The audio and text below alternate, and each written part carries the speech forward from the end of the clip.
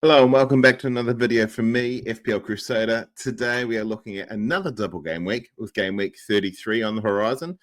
There's a few more interesting teams having doubles this week. Crystal Palace again is there, but the big focus will be on the next three, which is Aston Villa, Manchester City, and of course Arsenal. The Arsenal, as some people call them. They had a victory during the week against Real Madrid, but who's going to play that first game week fixture? We just don't know. So let's dive into some of the stats and see if we can come to our own determination. They do have Ipswich and Crystal Palace. On the injury and suspension list, they are represented by none other than Gabriel. He is gone for the season, we expect. He's still 16% owned. I'm not sure whether those are dead teams or people just going towards a wild card, but 16% owned, season ender. He's done his hammy. He's out. 13% owned is Justin Kluivert. I've still got him on my team. He's riding the bench these last few weeks. Their fixtures haven't been amazing anyway, so there was no real need for me to get rid of him. Here's away to Palace. I expect him to be on the bench, but I'm not sure if he'll get minutes. It's the decision we need to make moving forward, though. If Marino keeps... I probably should have done it this week, but if Marino kept playing as a striker, then you bring him in for Kluivert. No-brainer. 30% owned, just under, is Mitoma. He's got a heel issue. They're away to Brentford. They need him in this game, but he is doubtful, so we'll see what happens. We've spoken about Trent a few times. Do Liverpool need him for the rest of the season? They're not really playing for anything. It's all wrapped up in terms of the title predominantly. It would be good if they gave him like a swan song, farewell at Anfield. We'll see how that goes. Ola Aina could be back this game week. 15% of you own him out there. They need him back. Even though he's a wide defender, their defensive line actually needs him there. He is potentially back this week with a calf, and back in game week 36 for a nice juicy double with an ankle injury will be Erling Haaland. But they've shown that they don't need him because Marmoush is playing well. And most importantly, Kevin De Bruyne, for one game week at least, was back to his best, reliving the amazing Kevin De Bruyne that we've seen over the last few years. He played really well. He looked gassed at the end. He always looks bright red. I think that's just his face. I thought he was gassed before half-time, but he had a huge impact on the game, and City need him if they want to keep moving forward into those Champions League spots. Let's have a crack at the form for the last 6 games. And the majority of people would have picked Murphy for the double. Barnes was just as good. He's only 2%. Is he the number one in that team? We'll see what happens when Gordon comes back. But he played exceptionally well, and he does. Even though Murphy did good, Barnes has this tendency to go big. He's got the potential for these massive scores. Just needs to be consistent. He did that now and then at Leicester as well, when he dovetailed pretty well with James Maddison and Vardy. They were a pretty good trio. We're seeing some getting the best out of Barnes lately. Probably not a go-to now, considering their doubles are gone, but it's good to see him getting that attacking form back. Bruno Fernandes, once again, his form is amazing. Mark Cucurella, those goals he got really put him up on this table. It's an algorithmic error, I believe. Mark Cucurella is frustrating at best. Sarr is there. He hasn't really got the returns, but he looks really good. Same with Rodgers. Not the returns you'd expect, but they're both playing well, so they're in good form, which I guess is the entire point of this slide. So if you're looking to bring any players in for these doubles, then you've got Crystal Palace. I guess you'd look at Sarr. There's no Man City players on here, no Arsenal players on here. In terms of Aston Villa, Rodgers, yeah, we can go Mellon or Asensio. Asensio's on penalties. We saw him miss 2 last game week, but the most important thing is he's on them, and Watkins doesn't seem to be starting. Rashford's there as well. That's something very interesting, and Rashford started midweek in the Champions League, so that had to be their best team. Expected assists in the last 6 game weeks. Palmer's up there again, and Mbuemo, Salah, Trent. That should come off very soon because he hasn't been playing. Bruno again carried his team this morning, or yesterday, I think it was, in the Europa. So good on them, good on Manchester United. It's a big feat for a mid-table team to get through in the Europa. So congratulations to Manchester United. Hopefully next season, either you win we do really well. Hopefully next season you can get back in contention for another European spot. Bruno Fernandes, sometimes I feel like his talents are wasted at United currently. Previously, when they were top 5, top 6 team, it was fine. But I mean, if they're running 13th, he's not getting any younger. Surely he would want some better performances and more trophies. He deserves more trophies, put it that way. Iwobi's looking good over the last 6 game weeks. Expect him to do well this week in the derby against Chelsea. Saka, Savinho, Madison, and Damsgaard. That Damsgaard keeps popping up in these tables. No one really has him, but he's there or thereabouts consistently. Unsung hero, really. Expected FPL points this game week. Obviously, it's going to be Arsenal. I mean, look at that. It's just Arsenal and City. City have Everton and Villa. Arsenal have Ipswich and Crystal Palace. Now, this is based on them all starting. So we don't even know if Saka's going to start yet. He's the title person on the cover of this video. We don't know if he's starting.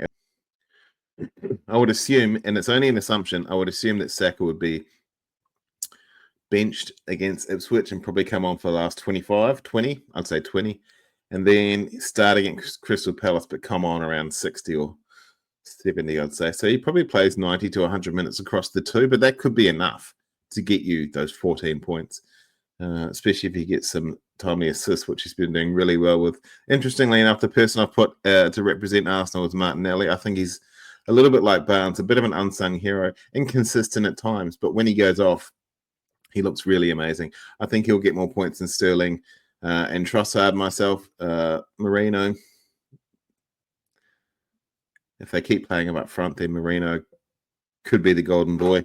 In terms of other non-Arsenal assets, Marmoush, obviously, he's a captaincy shout. He's 31% owned now, which is very interesting. Is that still right? 31% owned? Let me just check live while we're talking here. It's pretty high for a non-Haaland asset for Manchester City. Yeah, 31.9% owned. They've got 2 doubles coming up potentially. And he just looks so good on the ball. He's so exciting and he's got so much energy, which is something City are desperate for. In the middle, I should say, not all around. Foden's there as well for City, but I don't really see him starting. He's Mr. Inconsistent. He's loved by the media. He's loved by the FPL community, especially the British FPL community, because he is British. He had a great season last year, but the seasons before that, he was hit and miss. This season, he's hit and miss. Pep can't rely on him, which is the most concerning thing of all.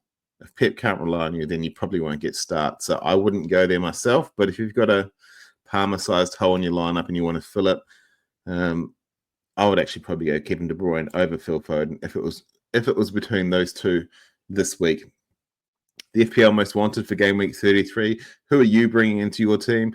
380,000-ish have brought in Bukayo Saka this week. He's got a double game week. He's the key for Arsenal. He unlocks their attack. It used to be Odegaard, but we saw when he wasn't playing, they were just looked a little bit limp.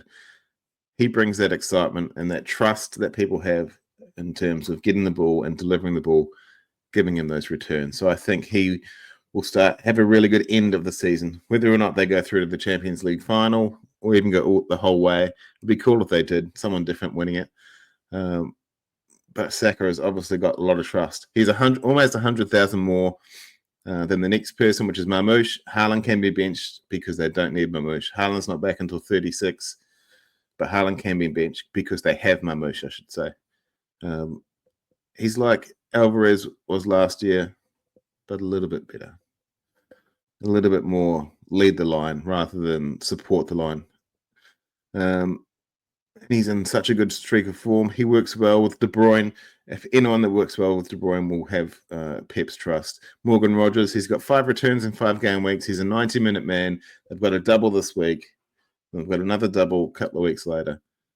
Set and forget. Just put him in your team. 255,000 people have him in their team, and the majority of the rest of the FPL community probably already have him. So 255k, you're not wrong. Honorable mention, I haven't done this before, but it was pretty close between number 3 and 4.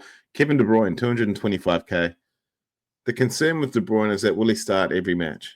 Everton and Villa. He doesn't need to start Everton away. He might need to start Villa at home.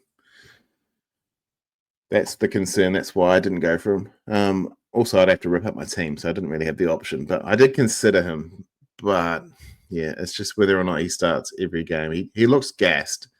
That being said, he's had an injury for the last 2 years, apparently, but he's been in constant pain, and now it's getting better. I think we're going to see a swan song from him towards the end of the season. He's not with City next year, so expect great things from Kevin De Bruyne towards the end of the season. Captaincy for game week 33. If you're not picking a doubler, then you're probably doing it wrong. Salah has a pretty good plum fixture, let's be honest. I think a lot of people go Salah. He's away to Leicester. There's a chance he could outscore all three players in this sheet together. But we'll call that an honourable mention. I'm not going with Salah. I'm going with one of these three. Saka has Ipswich and Palace. He is a talisman, and he is definitely a triple captaincy option this week. Marmoush, Everton and Villa. He can score any time, and he plays so well with the players around him that he can score multiple goals. We saw that goal that he scored just in the ragtag in the box where people were bouncing it around and he just slapped onto it. The good thing is, and I think James from playing FPL mentioned this as well, he hits through the ball. He doesn't try and caress it in or do anything silly. He just tries to get the ball as far in the back of the net as possible. So it's good to have that type of player in the City team when there's so many fancy-footed players who dance around the ball, and I think they'd rather do tricks than score goals. But it's good to see Marmoush come in there and smash the ball. Speaking of smashing, Mateta, Cherries and Arsenal, he got a close miss in the last 2 game weeks, to be honest. He was very close last game week. He's still the best attacking option in that team. I happen to think that Crystal Palace have had their peak for the season, and now they're on the downturn. Teams are starting to work them out, and they've got 2 tough games. So they've got Bournemouth and Arsenal. It's not easy, but he does have a double, and he could go off at any time. They will concede against these 2, against Arsenal and Bournemouth, but with Mateta being a forward, it doesn't matter. It doesn't affect his points. I expect him to get some returns. So they're my 3 captaincy options this week. And the reason why I put the goals scored is just to get an idea of where the goals are coming from. Liverpool / Mo Salah obviously have the most amount of goals. Manchester City is starting to change that. Newcastle, interestingly, are above Tottenham now. Arsenal and Chelsea, Bournemouth and Brentford, they round out. Bournemouth and Brentford are 20 goals behind Liverpool. Interesting. Notice that Manchester United is nowhere near. That's concerning for them. Who else? Nottingham Forest aren't there either, and they're a top 4 team. But yeah, I'd expect that gap between Liverpool and City to close in terms of goals scored. Liverpool are going to win the league. There's no doubt about that. But I expect City to have a very good finish towards the end of the season. The differentials that I recommend for this week. So my top 3 differentials for game week 33, double game week 33 are Mikel Mourinho away to Southampton. That's wrong.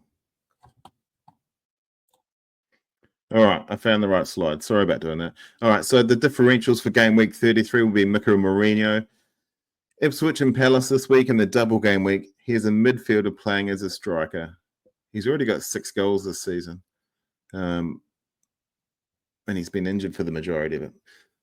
He will play up front against Palace at least. Ipswich, they might just put Trossard up there. I'm not entirely sure. Don't quote me on that. I'm not in the know. But here's definitely a differential and someone who can get you a lot of points towards the end of the season. De Bruyne, we've just spoken about him. He's got Everton and Villa. Is the midfield GOAT back? The greatest of all time in the Premier League. Is he back? His form looks to suggest as though he is. It is a hell of a gamble, though. We don't really know if he's going to start every game. They've also got blank game weeks coming up for City. I know everyone's free hitting next week in game week 34, but it's a risk. Asensio, he's on pens. They've got Newcastle and City. 2 terrible fixtures, to be fair. He will play a lot of minutes. He is on pens. It is a risk. Goals conceded. Southampton have the most. Leicester and Ipswich. That's why they're going down. Wolves, West Ham, Spurs, and Brighton. Shocking. Unfortunately, the Australian hero Ange might be gone. I'd say he would be. Conceding 50 goals in a Premier League season, and probably 60 by the time he's done. It's just not good enough. Anyway, differentials for game week 33, Marino, De Bruyne, Asensio. If you've got one of them, I suspect you'll be doing very well moving forward. Let's have a look at the Crusaders crosshairs for this week. So we're going to run through every position. These are the players I'm contemplating for my team. Yes, I need a goalkeeper because I've still got Flappy on the bench and I need to use my bench boost.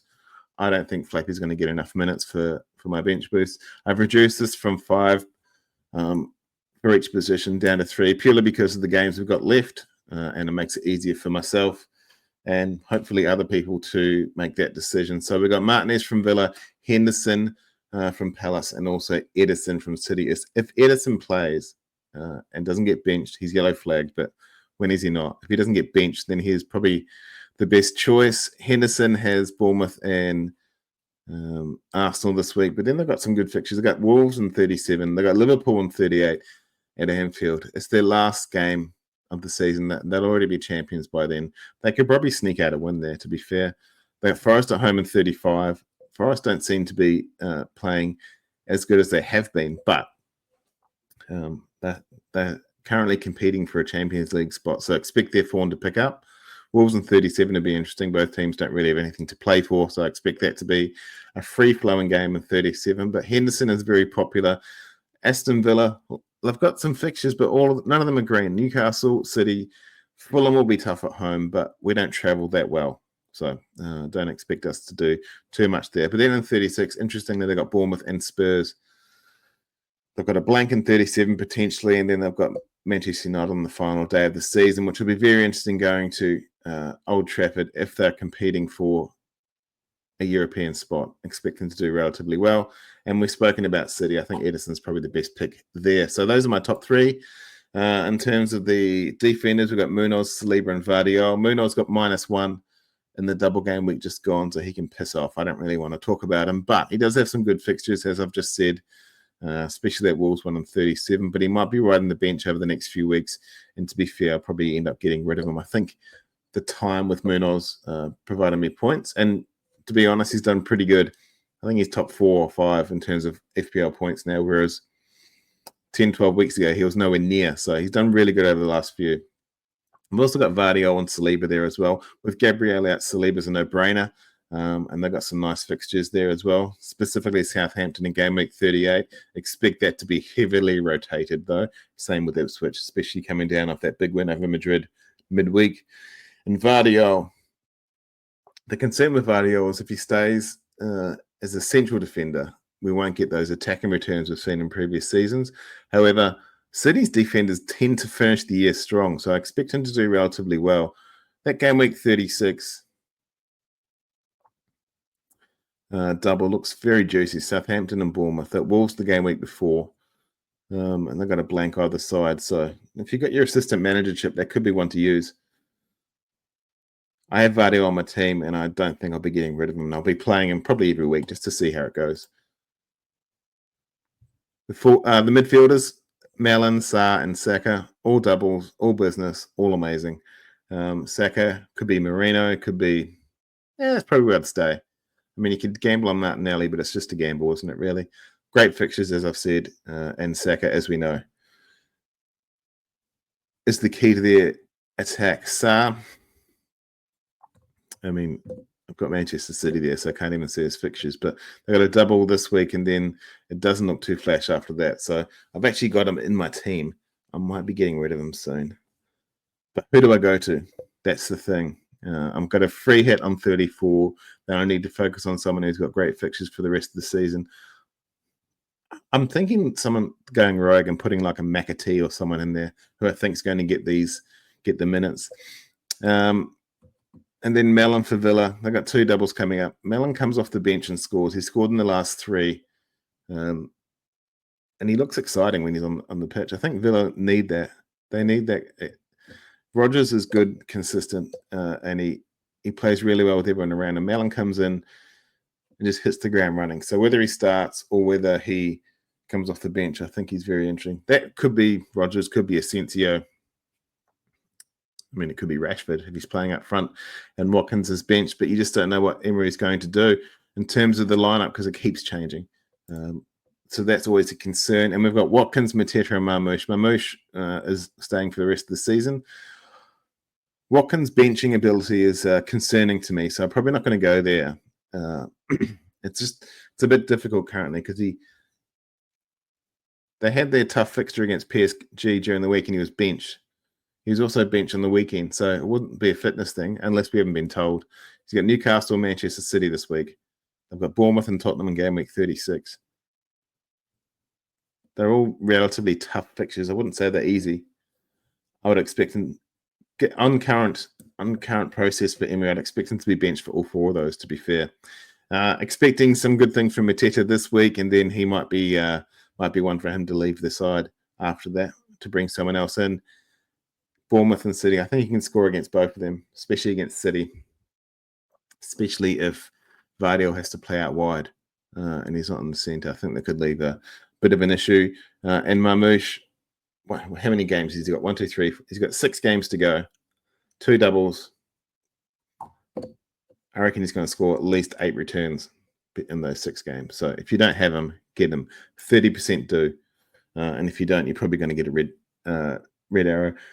The FPL challenge this week is the West London derby. I'll be watching it intently. It is Fulham versus Chelsea. We're travelling there.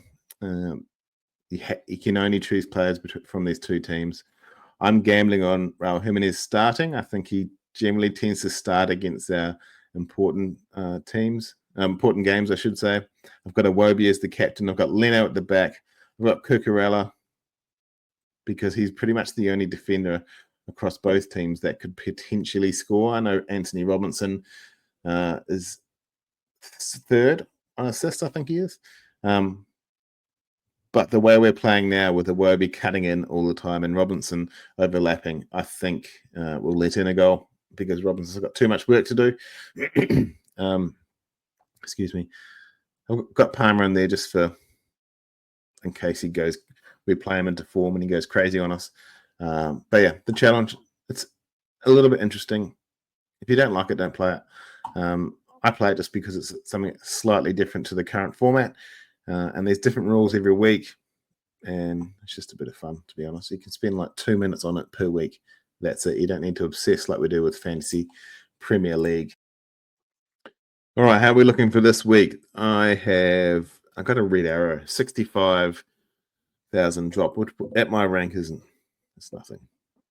1.3 now. I expect that to get better over the next couple of weeks. It was just unlucky, really. I mean, Munoz got -1 in a double game week when he's done so well for the previous weeks. And I was unlucky to get a few. I had Huijsen on the bench and he got 7 points. All my defenders pretty much played horribly. But it is what it is. I took a -4, so my 71 turned into 67. So that's why there was a red. If it wasn't for that, then it wouldn't have been. I didn't need to take that -4, but it is what it is. This week I've taken another -4. Do I learn from my lessons? Absolutely not. I'm going to keep attacking. So Palmer's out, Bukayo Saka's in, Mazraoui, who has been 3rd on the bench for the last few weeks, he's out, and Yurien Timber is in. Now, I know Timber's minutes have reduced recently in the league, but I fully expect him to play decent minutes over this the double game week, I should say. So fully expect him to get some minutes. He can also sneak a goal and sneak an assist as well. I've got 8 doublers in the team this week without really having to do too much tinkering apart from a -4, obviously. So hopefully I'll do well there. Doublers are Vardiol, Munoz, Sarr, Mateta, Mellon, Saka, and Marmoush and Timber. So hopefully we can do pretty good. My entire backline are all doublers, but as we've seen from defenders in a double game week, I could probably get 3 points across the entire week, those 6 games for those people. So we'll see how that goes. My captain this week is Marmoush. I think he'll do well. I think he'll do really, really well this week. I've got Pope and goal away to Villa. That's a throwaway. If I get 2 points, that's fine. I got Vardiol away to Everton, at home to Villa. Timber away to Ipswich, home to Palace. And then Munoz, home to Bournemouth and away to Arsenal. Same with Sarr. Expecting him to do pretty good against Arsenal. He tends to play well against big teams. Saka is my vice captain in case Marmoush gets injured on the way to the game. Ipswich and Crystal Palace, as I said before. Daniel Mellon, he's rewarded me in the -4 last week. He got that goal. He could have got another one too. So hopefully in this double, he'll get another one. He'll keep him for the next double as well. It'll be difficult against Newcastle at home. They're in great form, Newcastle, but their defense isn't that flash against running football. So Mellon loves to run at a defensive line and run through it, run around it. And he's technically gifted as well. So I expect him to do good. He should also do good against City, depending on the minutes. Mo Salah is away to Leicester. He is a definite captaincy option for anyone who wants to go against the grain, against the doublers. But, I mean, at my rank, I should be doing that, but I'm just not going to bother. I really want my Moose to do well, so I want to give him my captaincy nod. Away to Villa and at home. Sorry, away to Everton and home to Villa. I expect him to score on both of those. No pressure, mate, but just hurry up and score, would you? Isaac away to Villa. It's decision time for Alexander Isaac. I mean, he's 9 mil.